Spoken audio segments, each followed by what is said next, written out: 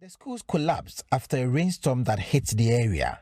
The teachers were frustrated, disappointed, and called for an urgent support to fix the challenge. We have discussed that they should find a place for us to stay, maybe raising canopies so that we can get some cardboard, plywood, so that we can use as chalkboard for now and take their time to raise the structure for us.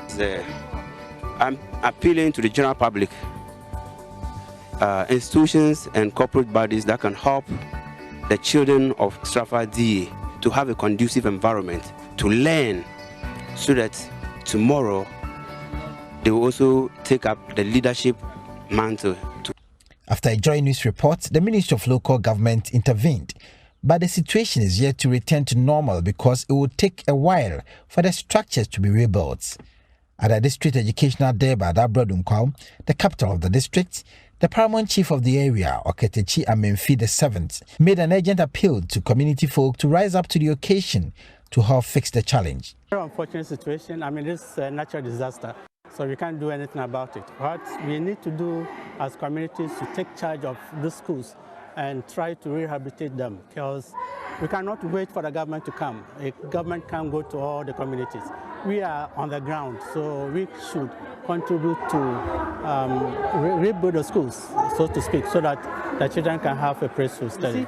Schools are for the communities in the first place, and this must be drummed home to everybody to understand that schools in our communities are our schools. We need to take care of them. We don't allow the schools to deteriorate and then you ask the government to come in. Of course, government has a role to play, and it has, but the communities should also take charge of community schools and try to help because after all, they are their own children, isn't it? So we need to do that to help the government to do those things.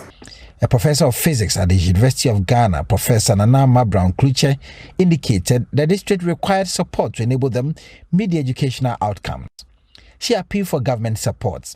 So Abura Asebu Kwamankese has a lot of deprived, I would say, villages in the district, and it's so serious that some places women or female teachers are not comfortable staying there when they are posted there. So we don't tend to get female teachers staying in most schools in the district. And even for male teachers, sometimes it's very difficult for them. So we have some schools that are supposed to have like 13 teachers, but they have 2 or 3 teachers manning the whole school from class 1 or KG up to JHS, and it's not good enough for the students' education.